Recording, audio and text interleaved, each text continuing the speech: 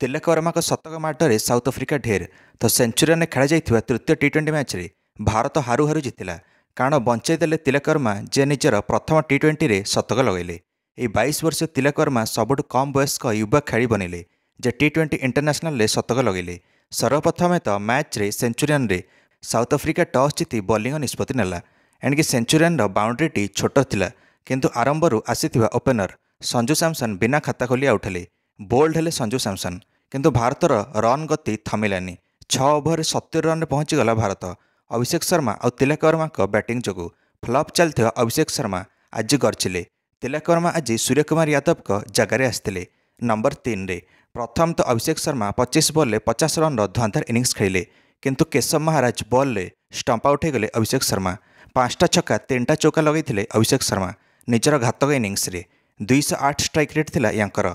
Impact दे गले अभिषेक शर्मा। दर्शक बंधु मैंने तिलक वर्मा अभिषेक शर्मा भल इनिंग्स खेलीगले। एणिकी कारण भारतर स्कोर 107 रन थिला जेतल अभिषेक शर्मा आउट हेले। एणिकी 8 ओवर ही चली किंतु साउथ अफ्रिका तुरंत ही कैप्टेन सूर्यकुमार यादव को आउट करदेला। या परे परे ही आ कमबैक कले साउथ अफ्रिका। सूर्यकुमार मात्र 1 रन कर आउट हेले किंतु तिलक वर्मा हार मानलेनी।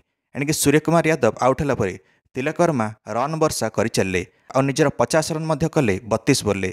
हार्दिक पांड्या अन्यपटे थिले किंतु केशव महाराज हार्दिक पांड्या को आउट करदेले। हार्दिक पांड्या 18 रन कर आउट हेले। तापर तिलक वर्मा बेसी स्ट्राइक टी निज पाखे रखिले।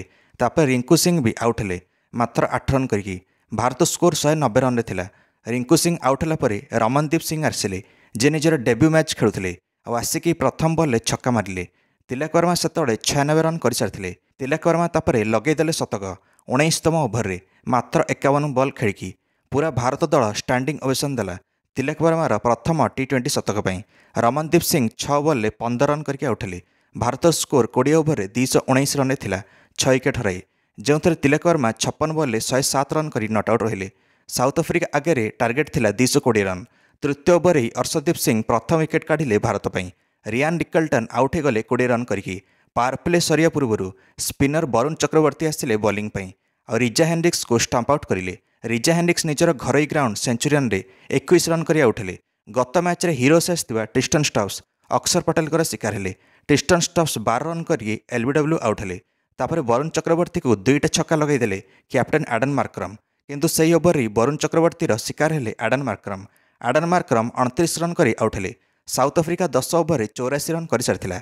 दरकारी रन रेट किंतु 15 ऊपर को थिला किंतु 13तम ओवर हैट्रिक छक्का लगेले हेनरी क्लासन।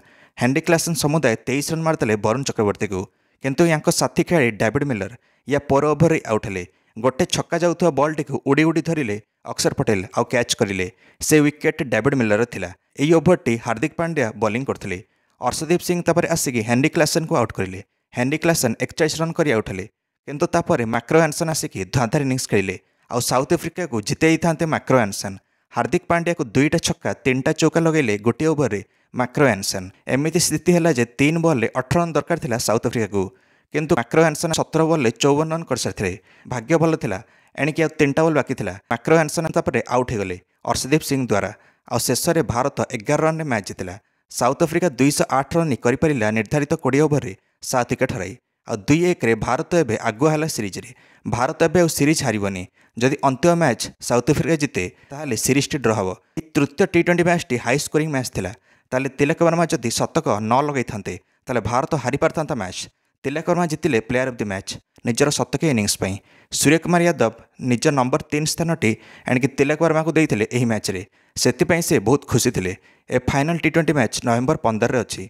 कौन लगुच अंतिम टी20 मैच टी जितब भारत ना साउथ अफ्रिका? निश्चय मंतव्य कमेंट दे वीडियो को लाइक और चैनल को सब्सक्राइब करदे समस्त क्रिकेट अपडेट्स। धन्यवाद।